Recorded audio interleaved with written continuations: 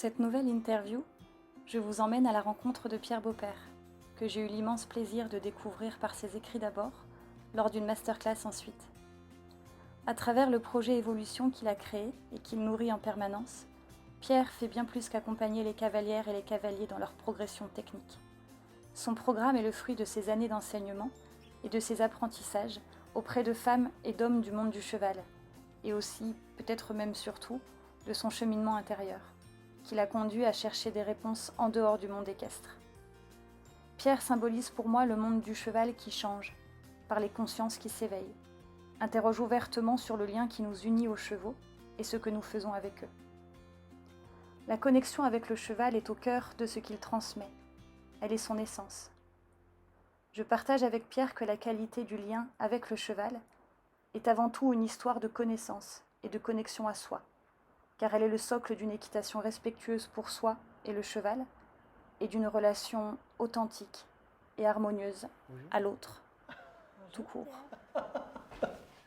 On s'est rencontrés lors d'une masterclass où j'ai eu l'opportunité de te découvrir en situation de transmission, d'enseignement, et j'ai été très touchée par ta manière de transmettre tes savoirs aux moniteurs et aux cavaliers, où tu explicitement tu conduis, t'amènes le cavalier à se poser la question, mais qu'est-ce qu'on fait avec les chevaux en fait et comment on se positionne soi dans la relation avec le cheval. Et c'est ça qui m'a plu et qui m'a amené à te demander cette interview. Je te remercie de l'avoir acceptée. Qu'est-ce qui t'a amené à devenir toi enseignant? Déjà, merci de me recevoir, Elodie, ça me touche beaucoup. Qu'est-ce qui m'a amené à vouloir être enseignant? Alors, je vais te faire une réponse un peu bizarre, parce qu'à la base, je n'avais pas spécialement une intention d'être enseignant. C'est-à-dire que moi, ce que je voulais, c'était apprendre, moi, à mieux monter à cheval, à être cavalier professionnel.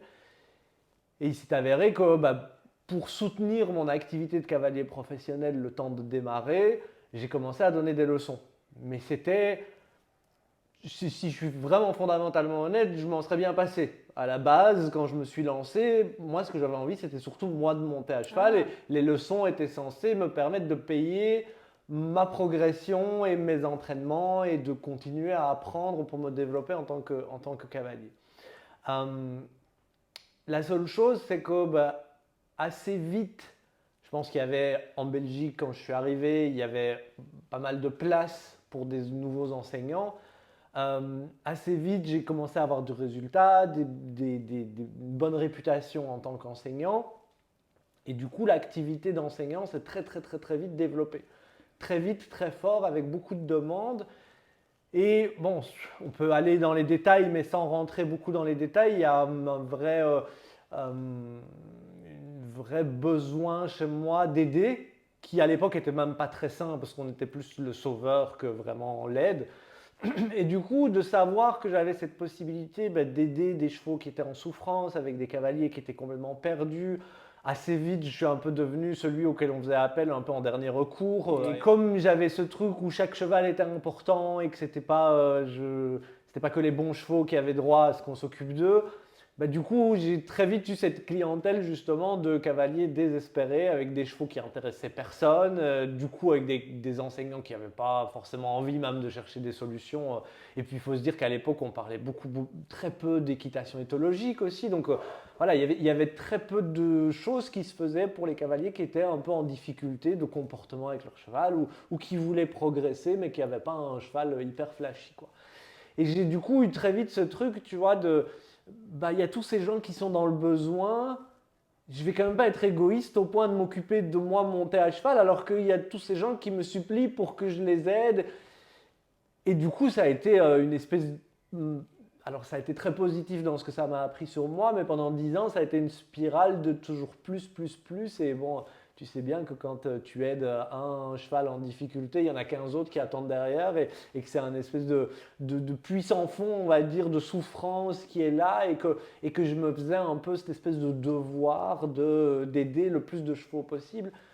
Maintenant, voilà, je pense qu'il y avait aussi quelque chose où le fait que je travaillais vraiment beaucoup faisait que j'étais très fatigué. Du coup, quand j'arrivais, moi, auprès de mes chevaux, bah, j'avais pas de patience, j'avais des gestes parfois que j'estimais qui étaient injustes envers les chevaux, des moments de colère, des choses comme ça qui viennent parce que tu es hyper fatigué, hyper stressé. Et je pense qu'il y avait aussi, très vite s'est installé aussi ce truc de, comme j'avais de la culpabilité sur la manière dont j'estimais me comporter avec les chevaux, qui n'était pas ce que moi j'estimais être correct, on va dire, sans non plus être rentré dans la maltraitance non plus, mais pour moi c'était grave déjà d'être injuste vis-à-vis d'un cheval. C'était une manière très tordue, mais que j'ai vu chez beaucoup de cavaliers, donc je pense que c'est intéressant d'en parler. C'était une manière de me pardonner, en fait, d'aider le plus de cavaliers possible. C'était une manière de, si j'en aide assez, je finirais par me pardonner ma culpabilité de moi, mais les erreurs que j'ai pu faire. Qui est un truc qui ne marche pas du tout, mais il m'a fallu un paquet d'années pour m'en rendre compte. Voilà, donc c'est un peu l'idée derrière tout ça, tu vois. Et puis c'est vrai que pour quelqu'un comme moi qui suis assez vite pas rentré dans le moule du cavalier pro, tu vois, qui fait beaucoup de compétitions, etc. Bah, du coup, l'activité de cavalier pro, c'était compliqué parce que j'avais pas non plus une liste d'appui, je m'installais, donc tu sais, j'avais parfois 5 chevaux au travail et puis j'en avais 2, donc financièrement, il fallait que j'aille les leçons pour compléter ça, et puis c'est installé toute cette dynamique-là. Et voilà, c'est un peu ça qui a fait que je suis arrivé dans ce truc où j'ai été très reconnu comme enseignant et très peu comme cavalier finalement. Et puis petit à petit, plus j'ai enseigné, moins je montais à cheval mes propres chevaux. Et donc petit à petit, ça a installé ce truc où bah, en fait, je prends plus de plaisir à cheval parce que vu que je monte peu, tu sais, c'est le truc des 10 000 heures, quoi. J'avais les 10 000 heures d'enseignement, je les ai largement faites. Les 10 000 heures à cheval, je ne les avais pas forcément suffisamment faites. Et donc, à un moment, c'était un peu ce truc aussi où ça devenait une espèce de fuite vers l'avant parce que c'était l'endroit où je me sentais vraiment bon dans ce que je faisais. Et puis quand je me mettais moi à cheval sur mes chevaux, je me sentais très mauvais. Et du coup, petit à petit, ça a installé comme ça ce déséquilibre, un décalage phénoménal, jusqu'au point de rupture, évidemment, qui était... aujourd'hui, quand je le regarde, je me dis, mais en fait, j'aurais pu le voir arriver 10 ans avant qu'il arrive, et il a mis 10 ans avant qu'effectivement il y ait le point de rupture, où effectivement je me suis retrouvé un jour dans la piste et je me suis dit, mais en fait, j'ai pas du tout envie d'être là. Et ça, c'était... Là, en tant qu'enseignant, ouais, tu veux dire là, juste là, je voudrais être partout ailleurs qu'au milieu de cette piste avec ce cavalier. Et ça, c'était très très dur parce que moi, j'avais fait ça parce que c'était ma passion, c'était mon rêve, et j'ai toujours été très motivé par mes rêves. Tu sais, quand on était à l'école et tout ça, les gens ils disaient, oh, mais il faut pas, j'ai fait des études de bio, tout le monde disait, oh, mais il n'y a pas de débouché dans la bio. J'ai dit que je voulais être cavalier pro, les gens disaient, oh, mais tu es fou, tu gagneras jamais ta vie. Et donc, moi, c'était vraiment, mes rêves étaient un gros moteur. Et en fait, il y a eu un moment où, ben, en fait, il n'y a plus de rêve, en fait, il n'y a plus rien. Il y a juste, ça devient l'usine, quoi. Tu vois, ça devient un boulot qui est une corvée où tu te dis, oh, encore une leçon de plus. Parce que juste, c'était tellement trop que du coup, à un moment, tu ne te poses plus la question du pourquoi. Et du coup, je pense que c'est pour ça que c'est tellement important pour moi, cette question du pourquoi je fais les choses, elle est extrêmement importante. Parce que... Et alors, qu'est-ce qui s'est passé à ce moment où tu te dis, non mais là, ça a plus de sens. Là, stop, le point de rupture, j'y suis. Qu'est-ce qui s'est passé à ce moment-là? Alors, c'est plus subtil que ça. Comme souvent, les grandes phases d'évolution sont... Quand tu n'es pas aidé, c'est rarement un point de rupture comme ça. Hein. Donc, ça m'a d'abord fait très peur parce que là, il y a eu un vide qui s'est ouvert sous mes pieds où je me suis dit, mais en fait, je ne sais plus ce que j'ai envie.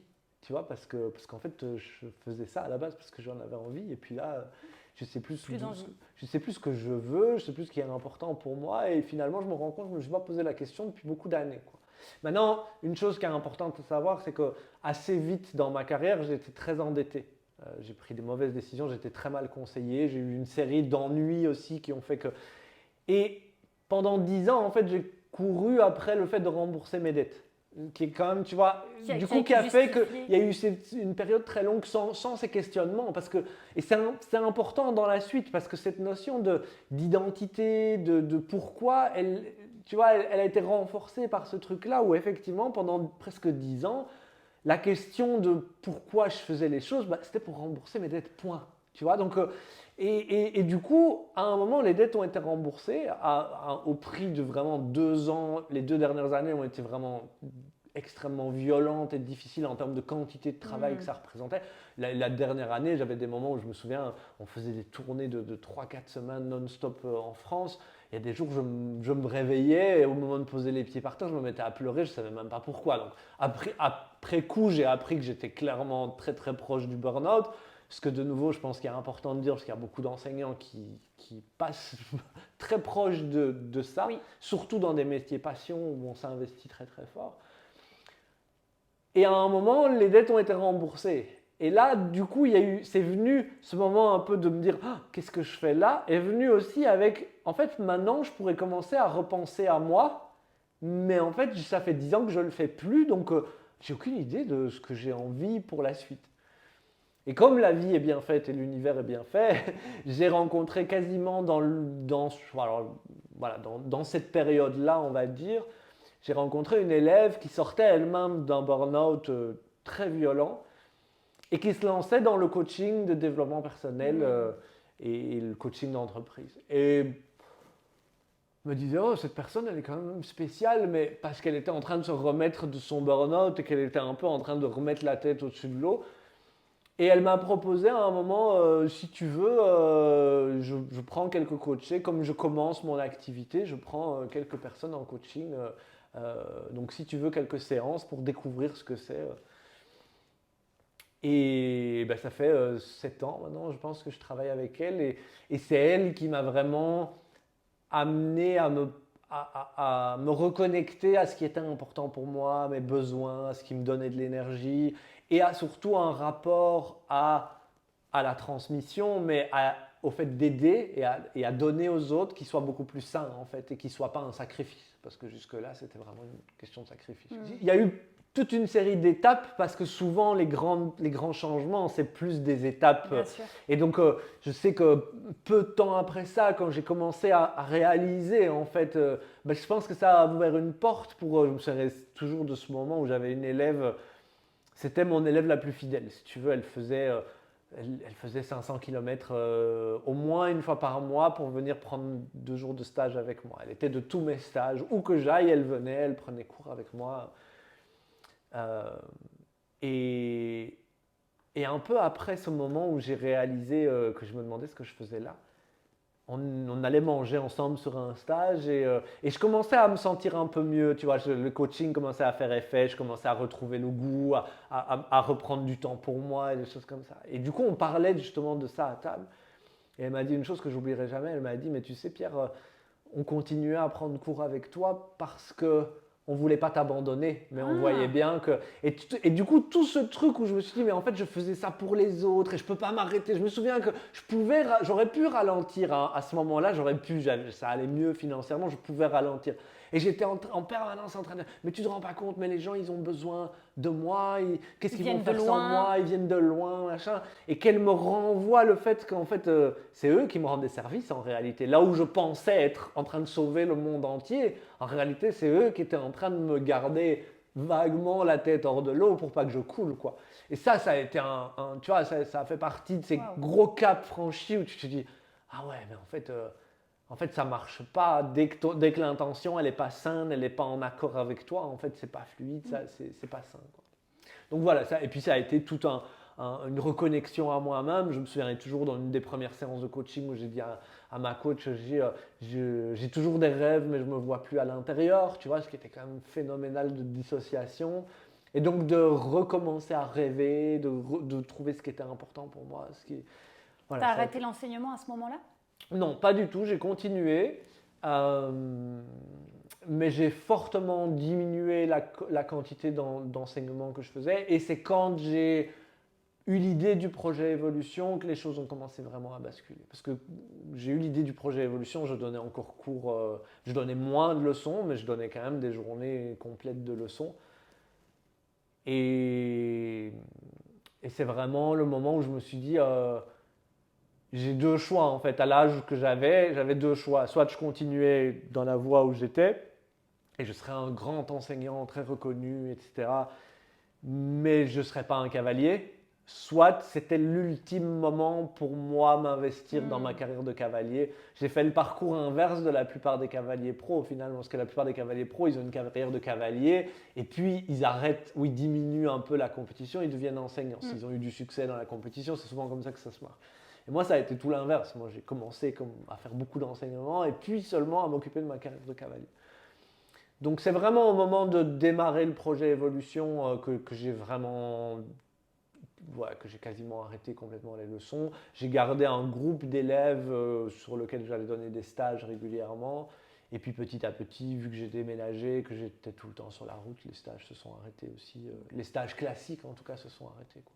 Et qu'est-ce qui t'a dit, tiens, c'est plus les cours tels que je les faisais jusqu'à présent, mais c'est plutôt le projet Évolution qui a du sens, parce que dans les deux, tu transmets. En fait, le projet, si tu veux, il est né du fait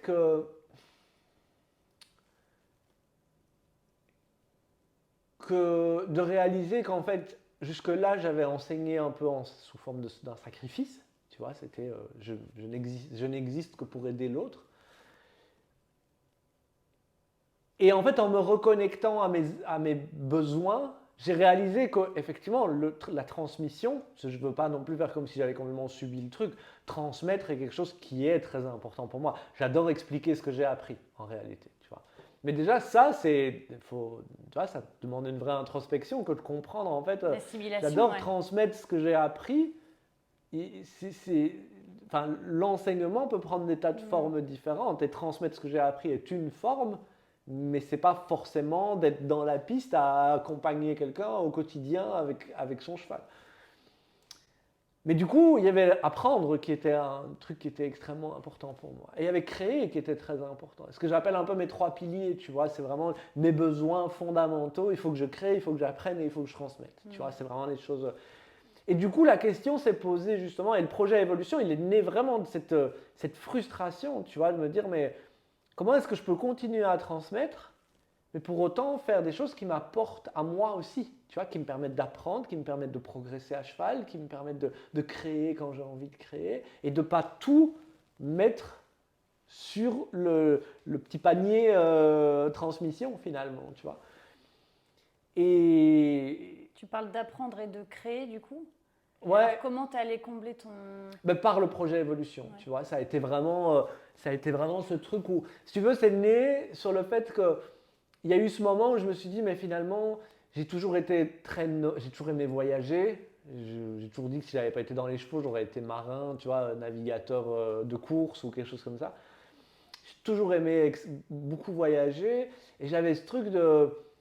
Il y avait ça et il y avait le fait que assez vite du coup dans les coachings est arrivée cette notion de en fait il faut que je me réinvestisse dans ma carrière de cavalier. Et donc c'était il faudrait que je trouve quelqu'un avec qui m'entraîner, avec qui apprendre, etc. Et puis du coup j'avais plein de gens, tu vois, de gens que j'avais pu croiser, dont j'avais pu entendre parler. Je me disais, j'aimerais bien essayer une leçon avec ces personnes-là, mais il va falloir que je trouve un entraîneur qui me corresponde à moi et pour ça je vais devoir en essayer plusieurs.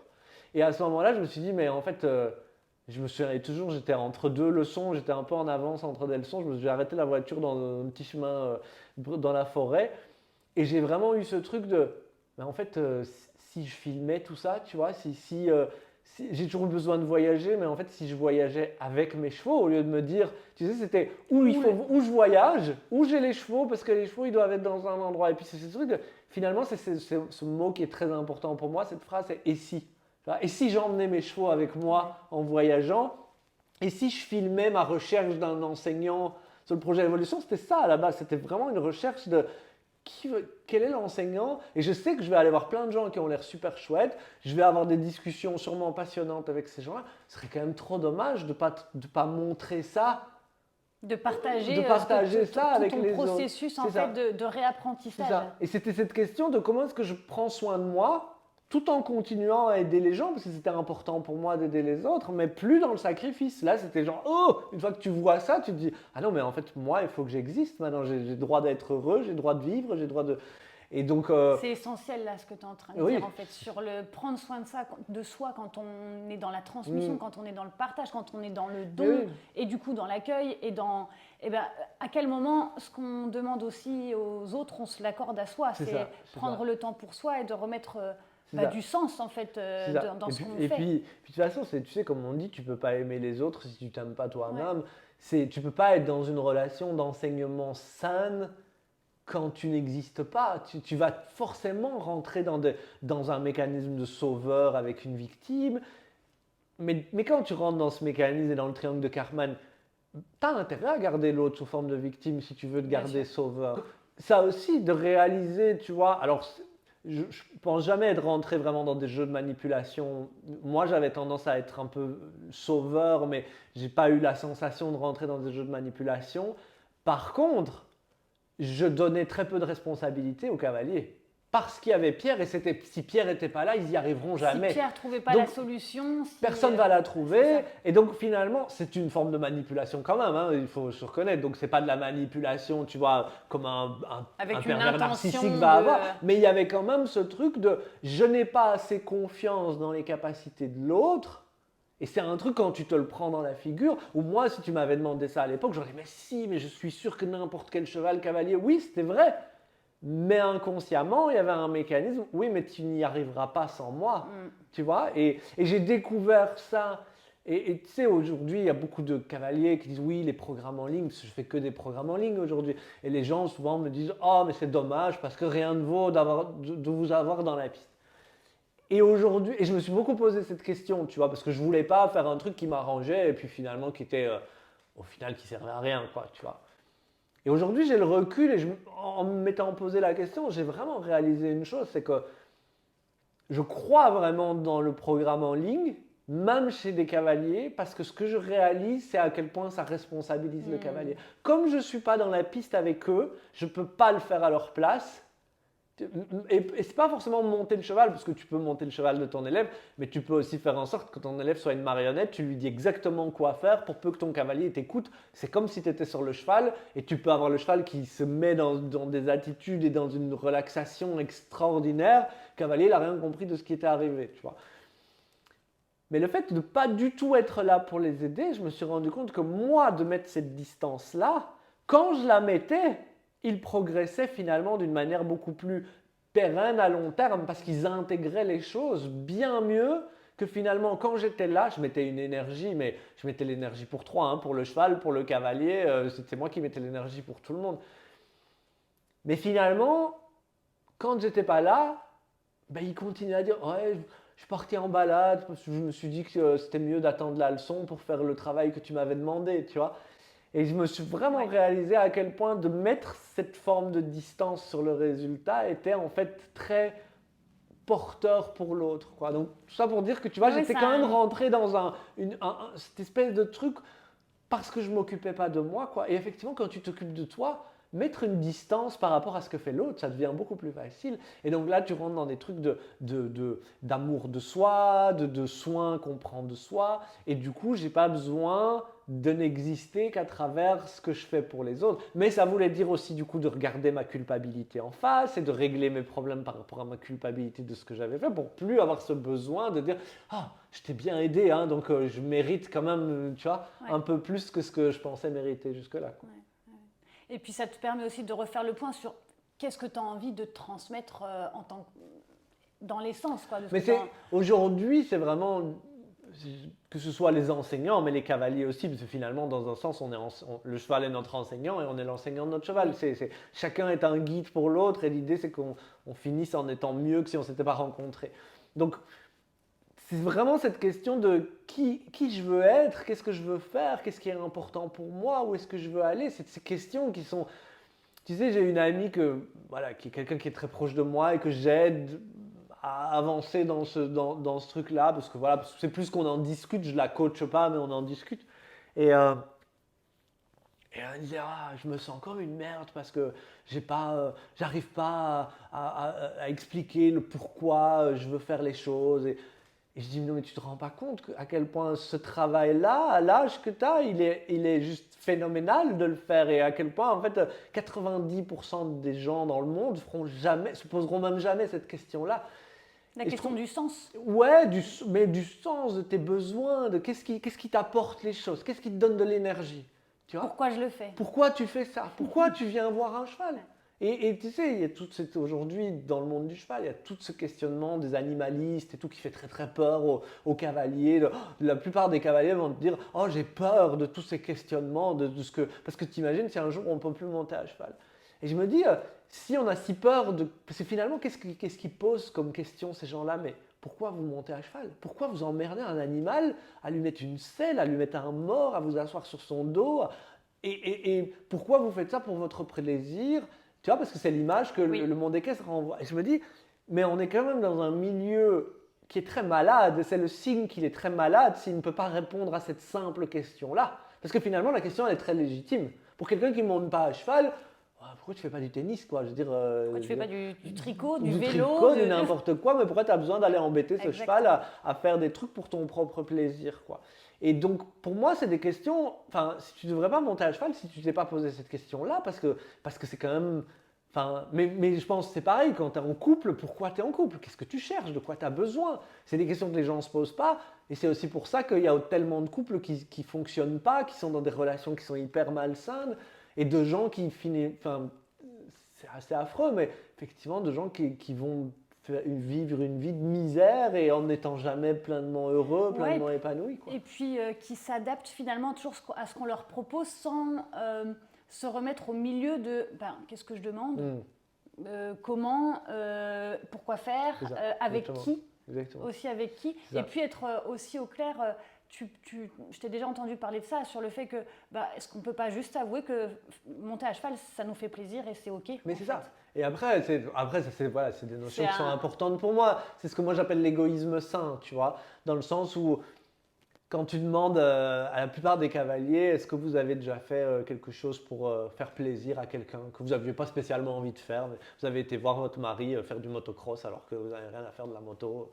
Et la plupart des gens, ils vont te dire oui, bien sûr. Tu vois, d'ailleurs, ils vont y mettre beaucoup de valeur. De, oui, moi, je suis une bonne personne. Moi, je fais ça pour les autres.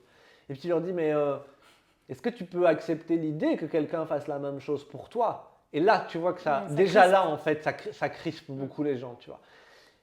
Et pourtant, comment tu peux imaginer, si tu n'es pas capable de penser à ça, que le cheval puisse avoir envie de faire quelque chose pour toi et prendre du plaisir, et que par amour pour toi, il ait envie de te suivre dans quelque chose qui te fait plaisir? Le problème de ça, c'est que du coup, la plupart des cavaliers sont pétris de culpabilité. Vu qu'il y a ce questionnement de « Ah oui, c'est vrai que je fais un truc pour me faire plaisir », au détriment de mon cheval qui est un peu obligé, c'est vrai, dans un sens, on ne lui laisse pas spécialement toujours le choix au cheval de venir ou non avec nous. Du coup, tous ces cavaliers, la plupart des cavaliers, ils arrivent auprès de leur cheval avec une culpabilité phénoménale, tu vois, déjà à la base.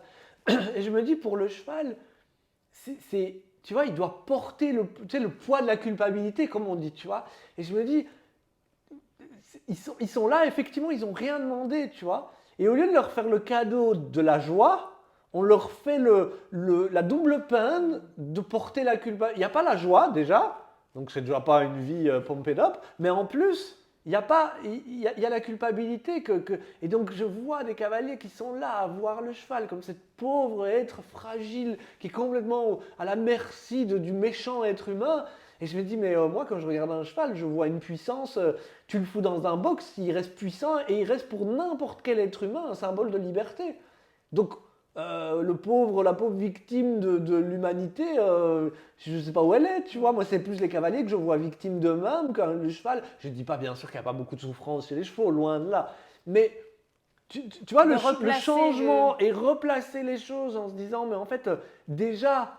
avoir de la joie de faire ce que je fais et d'accepter l'idée que mon cheval puisse m'aimer assez pour avoir envie de me suivre, waouh, tu vois, améliorer le quotidien des chevaux en quelques minutes, avec une question, mais qui va demander beaucoup de réflexion aux gens, tu mets un truc qui est super positif pour faire évoluer le monde du cheval, au lieu de le faire évoluer sur de la culpabilité. On en a parlé hors caméra, de faire évoluer le monde du cheval sur la culpabilité. Maintenant, évidemment, parce que c'est un truc à tiroir, pour ça, et effectivement, c'est pour ça que j'appelle ça l'égoïsme sain, il faut que je m'aime assez que pour imaginer qu'on puisse m'aimer assez que pour me suivre dans quelque chose que j'ai envie de faire. Il faut que je m'aime assez pour estimer que j'ai le droit d'avoir du plaisir.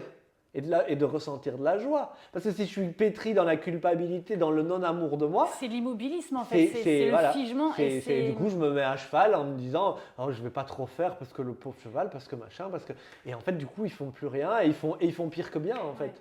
C'est essentiel ce que tu dis parce qu'il y a une sorte de démission à la demande et à juste prendre la responsabilité, puis aussi laisser la place aussi au cheval de prendre la sienne et de prendre sa part en fait dans ce lien-là, quoi. Et c'est là où c'est des tiroirs, enfin tu ouvres la boîte de Pandore quand tu fais ça, c'est évident parce que de nouveau ça renvoie, et c'est là où l'équitation, et je trouve que c'est tellement dommage qu'on ne le présente pas plus comme ça, parce que j'aime pas le mot école de vie parce qu'on a mis tellement de choses derrière l'école de vie, mais tout est là en fait, tu vois, la notion de lien, la notion d'accepter l'autre, la notion d'amour de soi, tout est dans le fait de faire une épaule en dedans ou de faire un départ au galop ou de te mettre sur le dos d'un cheval, quoi. Et c'est tellement précieux et je suis convaincu pour avoir vécu vraiment auprès des chevaux pendant jour et nuit, quasiment pendant tellement d'années, j'ai vu à quel point ils sont là, ils attendent qu'on ait compris ça, ils sont de l'autre côté.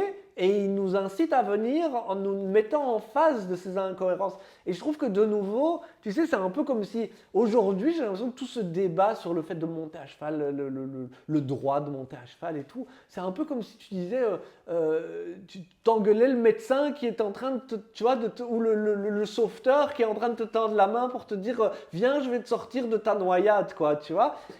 Enfin. Moi, j'ai vraiment cette sensation qu'ils sont là pour ça,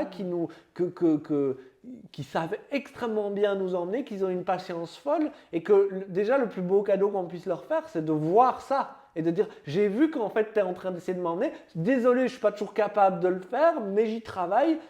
Et franchement, j'ai tellement vu que pour vraiment l'avoir ressenti, quand le cavalier réalise ça, le cheval il fait il dit ok, c'est bon.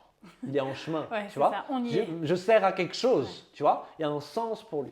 Mais du coup, effectivement, pour revenir à ce que tu disais, tout ça, donc il y a cet amour pour soi, mais du coup, ça implique aussi d'accepter que l'autre a une vision différente. Donc, tu rentres dans la compassion à ce moment-là, l'empathie, la compassion, l'empathie de je me mets à la place de l'autre, j'accepte que l'autre me dise non, je suis capable aussi de dire non, donc l'assertivité, tu vois, donc mes besoins, mes limites, et en fait, tout y est, tu vois, pour te développer, ta relation avec ton cheval, elle va arriver là-dedans. C'est pour ça que moi,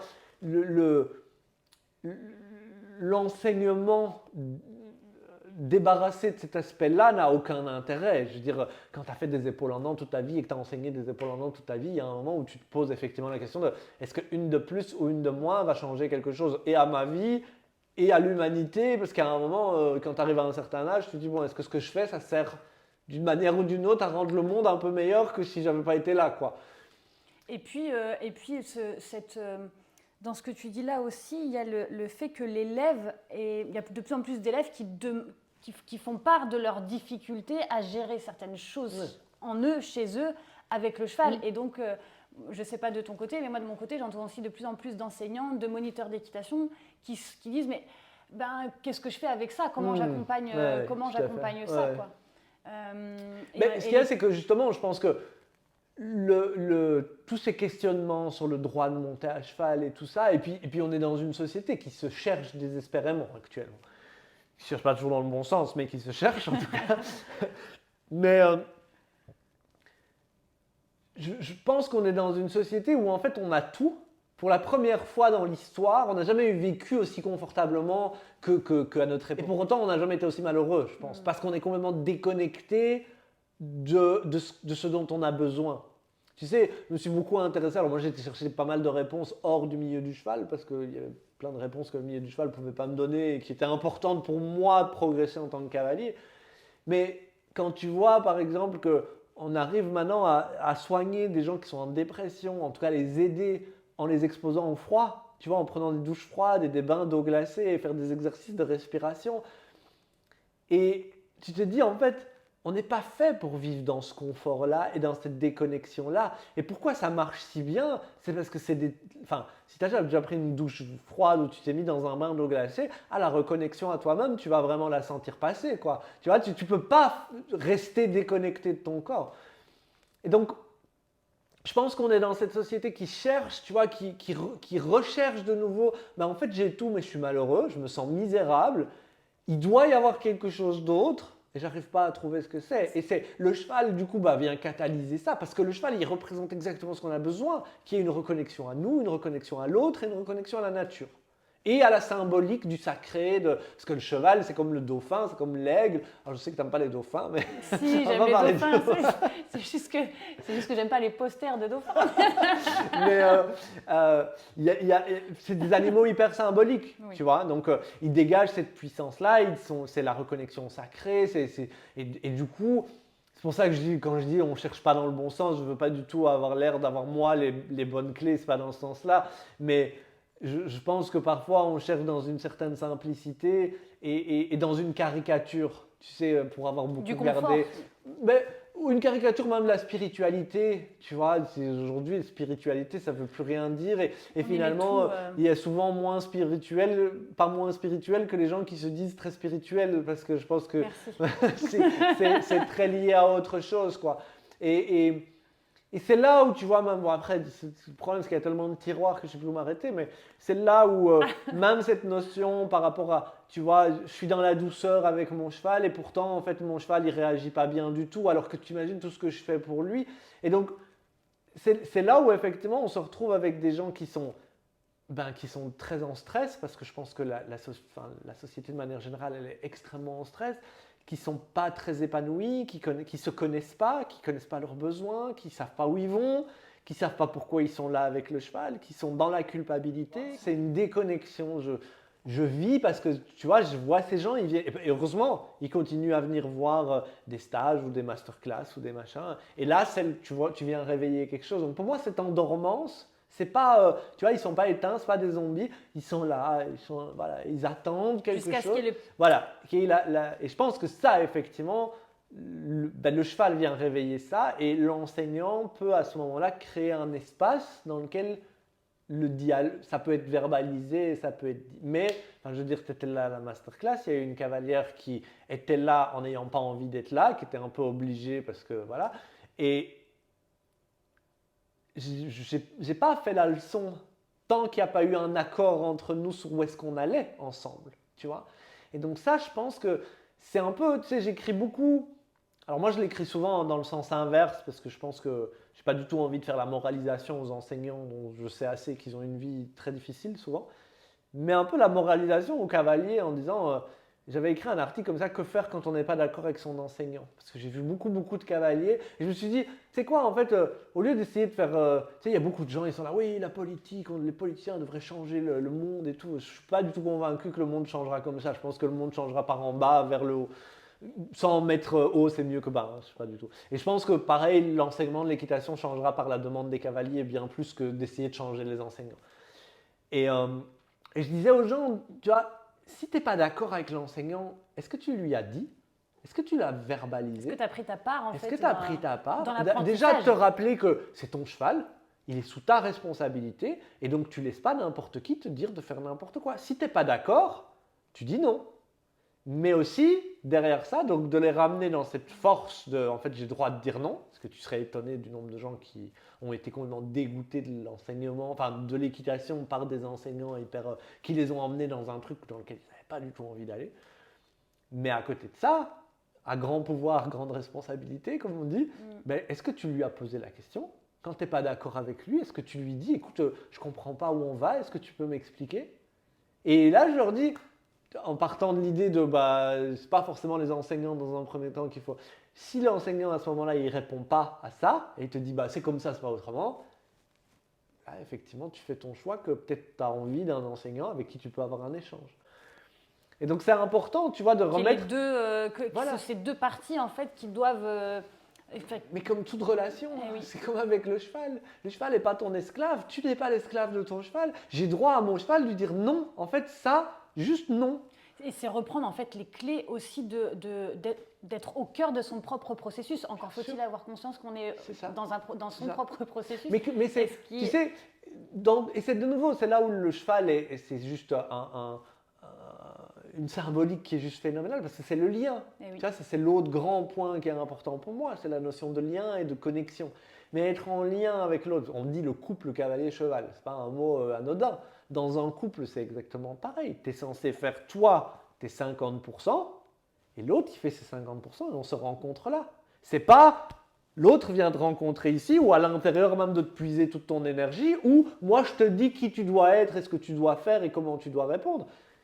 Quand tu regardes autour de toi le nombre de couples qui fonctionnent comme ça, il n'y en a pas des masses quand même, tu vois. Donc il y a vraiment cette notion, mais ça implique de nouveau d'accepter, je prends ma responsabilité, donc je ne subis pas, je suis capable de mettre les limites, je suis capable de dire non, ce qui est beaucoup plus difficile qu'il y paraît. Et puis j'accepte lui sa responsabilité, j'accepte qu'il me dise non. Tu vois, comme avec mon cheval, il peut aussi parfois me dire non, mais en fait, juste non. Là, non. Aujourd'hui, j'ai pas envie, tu vois. Et là, il faut être capable de dire ouais, bah ok, c'est pas grave. Ou bah en fait, on va négocier parce que moi, c'est important. Aujourd'hui, j'ai une présentation avec toi, t'as pas envie d'être là, on va devoir trouver un terrain d'entente. Et là, on rentre dans la négociation, donc dans un rapport sain on essaye de trouver une solution dans laquelle on gagne tous les deux.